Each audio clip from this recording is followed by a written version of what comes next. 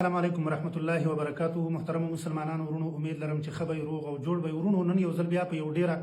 مهمه موضوع باندې خبرې کول غواړم. تر پای را سره پاتې شئ. کوشش به کوو چې موږ خپله موضوع په لنډو او مختصرو ټکو کې بیان کړو. ورونو، زمونږ د ننني درس موضوع به دا وي چې د دعوت په میدان کې د الحاد په خلاف باندې موږ څنګه کار وکړو، تر څو په خپله باندې هم د الحادو دغه کندو ته ونه غورځېږو او نور مسلمانان هم وژغورو، د نورو خلکو د فکرونو اصلاح هم وکړو. خو اول یو خبره کومه چې زه څه شي اړ کړلم دې ته چې زه په دې موضوع باندې وغږېږم. اول درته دا خبره کوم، اصل کې ورونو نن که موږ تاسو وګورو، اسلامي امت ته ډېرو زیاتو فتنو ښکار دی. د هغه فتنو نه یوه ډېره زیاته خطرناکه فتنه هغه د الحاد فتنه ده. ولې چې نن ډېره په تیزۍ سره په مسلمانه ټولنه کې مخ په وړاندې باندې روانه ده. خو الحمدلله په خلاف باندې علما کرام لګیا دي، مقابله کوي، خپلې مبارکې هڅې هغه مخ په وړاندې باندې بوځي. او بیا هغه داسې علما دي چې زموږ نه په هر اعتبار سره ښه دي، که د علم په اعتبار سره وي، که د عمل په اعتبار سره وي، که د فهم او د مطالعې په اعتبار سره وي، که د تجربې په اعتبار سره وي، که د عمر په اعتبار سره وي، په هر اعتبار سره هغه علما زموږ نه ښه دي، ډېر بهترینې طریقې سره کار کوي. خو ما یو خطر محسوسولو، د هغه خطر هغه احساس زه اړ کړلم دې ته چې زه په دې باندې خبره وکړم چې د الحاد په خلاف باندې د دعوت په میدان کې موږ له څنګه کار کول پکار دي. دې ته به زه وروسته راځم انشاءالله تعالی. خو یو خبره کوم، که چېرته زه په دې خپلو خبرو کې خطا یم،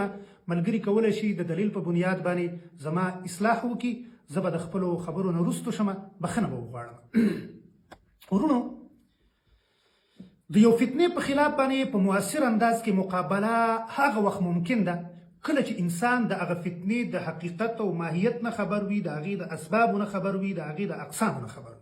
او که کله یو انسان د یو فتنې په خلاف کار کوي خو نه د فتنې د حقیقت نه خبر وي، نه د ماهیت نه، نه د اسبابو نه، نه د اقسامو نه، نو بیا دا انسان د دې فتنې په مؤثر انداز کې مقابله نشي کولی، بلکې الټه زه به دا ووایم چې د ده دا کار به ځان له یو فتنه وي، د ده دا کار به، دا هڅې به، دا کوششونه به ځان له یو فتنه وي، او دا به د دغه فتنې د تقویت سبب وي. ولې؟ ځکه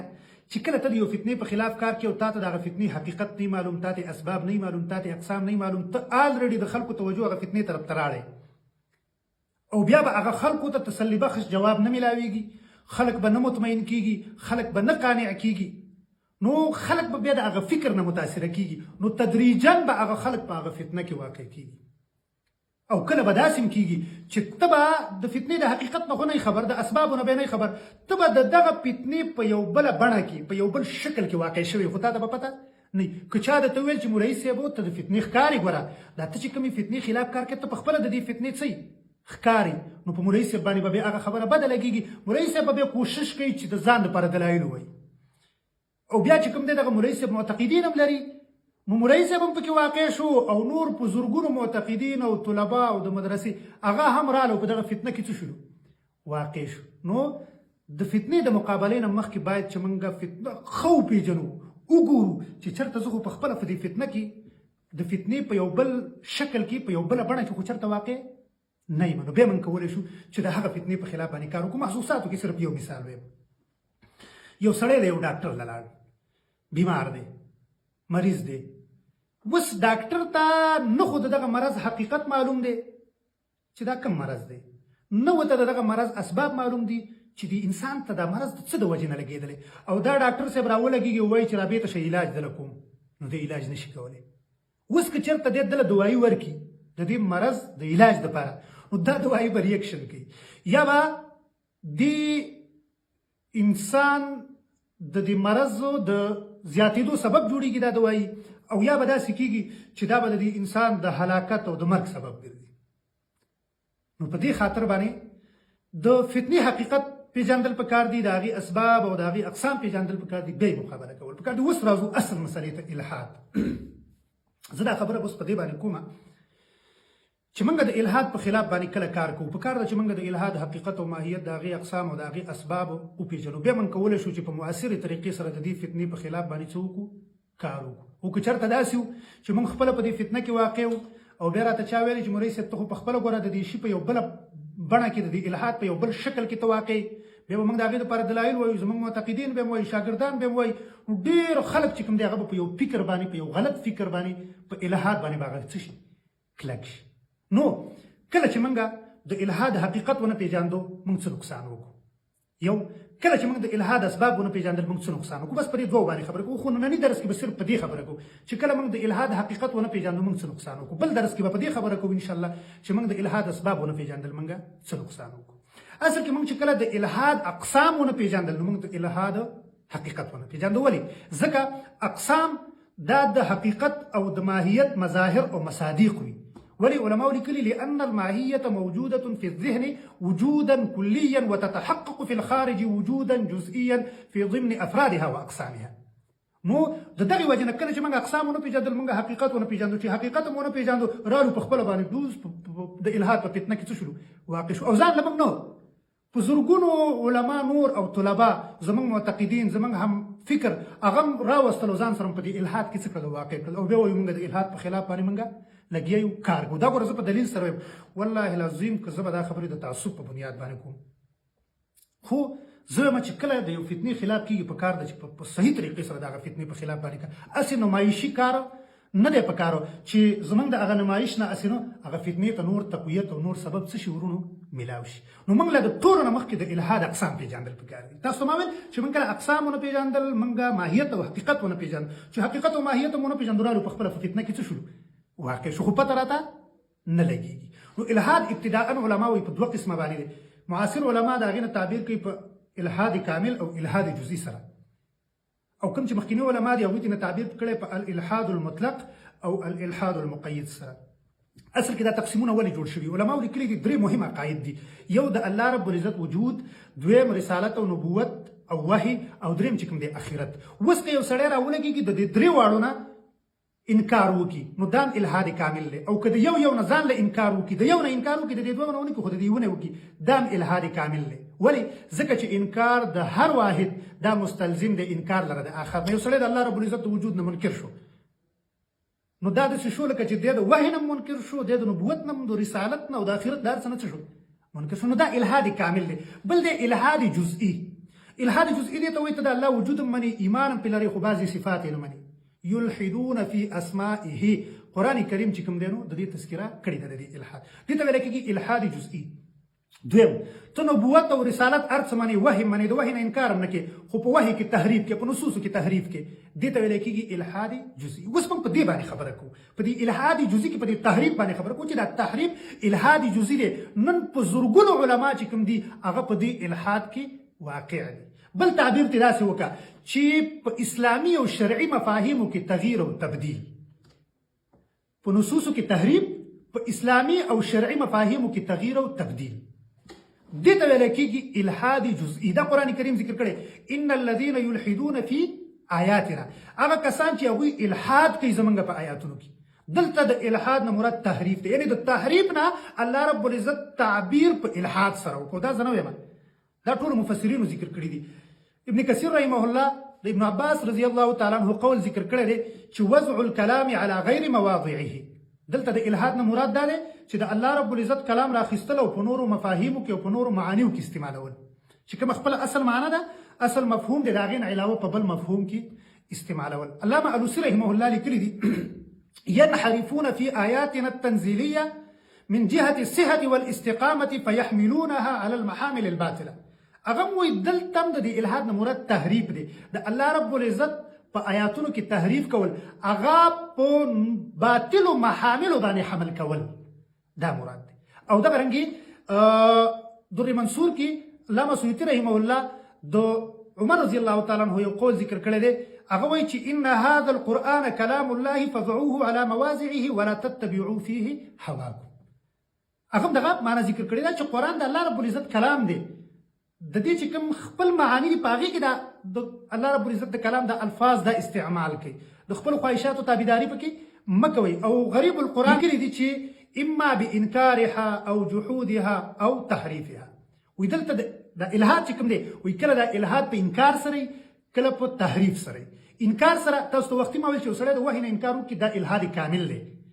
او بتحریفها کله په تحریف سره دا هغه الحاد جزئي دی وحي معنی خو د تحریف قایل پکې تحریف پکې کې دا الحاد جزئي دی نو د قرآن کریم په آیاتونو کې تحریف کول دا الحاد جزئی، یا اسلامي او شرعي مفاهیم بدلول دا الحاد جزئی، دا دواړه یو شی دي. اوس د دې لپاره باقاعده په تاریخ کې کوم وګورو کفارو باقاعده تحریکونه چلولي دي د دې لپاره، د دې قسم الحاد لپاره. د استشراق تحریک وګوره چې هغه د دې لپاره څومره خدمت کړي دي، هغه څومره هڅې کړي دي چې اسلامي او شرعي مفاهیم بدل کړي، قرآن او حدیث کې په نصوصو کې تحریف وکړي، ترڅو د خلکو نه د اسلام د اصلي شکل دا ورک کړي. کله چې په اسلامي او شرعي مفاهیمو کې تغییر او تبدیل راغی، په قرآن او حدیث په نصوصو کې تحریف راغی، نو د دې مطلب دا شو چې هر څه د انسان په خواهش باندې بنا شي، او دغه الحاد دی. دا الحاد ته لاره کولاوي، دا د الحاد هغه مضبوطه دروازه ده چې تا کولاو کړله. نو وګوره چې کوم اسلامي او شرعي مفاهیم دي هغه بدلیږي. د جهاد چې کوم مفهوم دی، څوک ورته دهشتګردي وایي یو طرف ته، څوک بل طرف ته اوټ ته جهاد وایي، وایي دا اوټ چې دی دا هم جهاد دی. اوټ د رسول الله صلی الله علیه وسلم د وخت توره ده، د پیغمبر توره ده وایي، او وایي اوټ چې کوم دی نو د اوټ میدان د بدر او د احد د غزا میدان دی. او د باجوړ یو مولا دی، هغه یو کتاب لیکلی دی د اوټ په باره کې، هغه وایي چې امیدوار دا غازی فی سبیل الله دی، مجاهد فی سبیل الله دی. نن دقه علما را پاڅېږي وایي یاره موږ د الحاد په خلاف باندې کار کوو. نو زه ورته وایم چې یو ورونو ګورئ، یو هغه الحاد دی علماو لیکلي چې نن سبا په یونیورسټو کې دی، په تعلیمي ادارو کې دی چې کوم د عصري علومو تعلیمي. یو هغه الحاد دی چې زموږ په مدرسو کې دی، زموږ په غټو غټو درسګاهونو کې دی. وایي اوټ ته به اودس کې د عبادت درجه ولا ورکوي. زمونږ په مدرسو کې زمونږ په زرګونو په لکونو طلبه علما چې کوم د دې الحاد جزئی ښکار دي، نو د کوم الحاد په خلاف باندې لومبی کار کول پکار دي. هغه الحاد چې هغه په یونیورسټو تعلیمي ادارو کې دی، کوم چې الحاد کامل دی، که هغه الحاد چې هغه نن زما او ستا په مدرسه کې دی، زما او ستا په زرګونو طلبه یې متاثره کړي دي، خو د هغې په خلاف باندې موږ کار ځکه کوو، هغه هم پکار دی. زه دا نه وایم چې د هغې په خلاف دې کار ونه شي، خو په نن سبا د دې په خلاف ډېر کار پکار دی. مدرسو ته راننوتو، جوماتونو ته راننوتو، خو د هغې په خلاف موږ ځکه کار کوو چې هر سړی به راته بیا ښه وایي یاره دا مولوي صاحب ډېر ښه سړی دی، یار دا ډېر زبردست سړی دی. خو که په دې باندې دې رد وکړو نو دې کې په مولانو باندې رد راځي، نو بیا دې مولان سپورټ نه کوي. په تا دومره لوی غضب جوړ شوی نن سبا، والله ډېر خلک حق د دې وجې نه وایي خو یاره بیا به مې څوک نه سپورټ کوي، څوک به راته کیني پاڅي نه. نو یا مولوي صاحب ته د دې فتنو په خلاف باندې کار صرف د دې وجې نه کې چې ته په خلکو کې مقبول شي، که نه ته د دې لپاره کار وکړه چې دا خلک د دې فتنو نه بچ شي.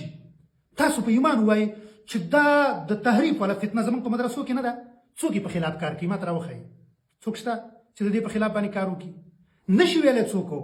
عزت یې ختمیږي، شخصیت یې ختمیږي،